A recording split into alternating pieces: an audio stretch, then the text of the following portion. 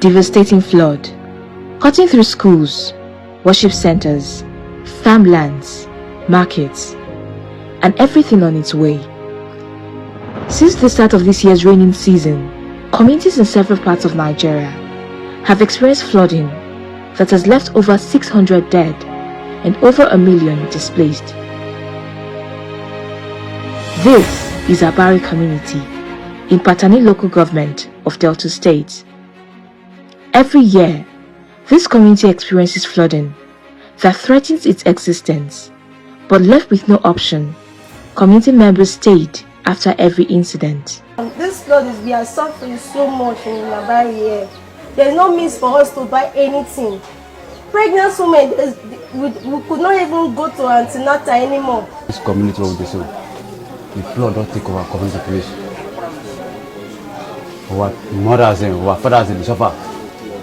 We don't get one to help us. All the houses now just in place. How we go do? We see where we see. So far as they suffer, we even see fish shops, we gathered up from inside water. The flooding in 2022 came with no warning, cutting out every means of livelihood, every means. Agricultural produce is not left out. We are here in Adamawa State, Dancing Hausa community at Fufu, a local government area, where flood has ravaged and ransacked many farmlands, where farmers are growing rice, maize, onion, pepper, and other vegetables.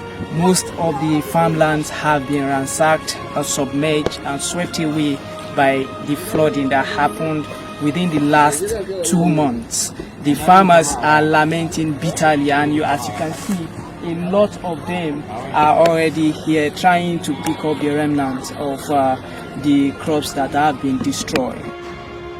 At the Center for Journalism, Innovation and Development, with support from the Open Climate Reporting Initiative of the Center for Investigative Journalism, London, we have been exploring several intervention areas since years past.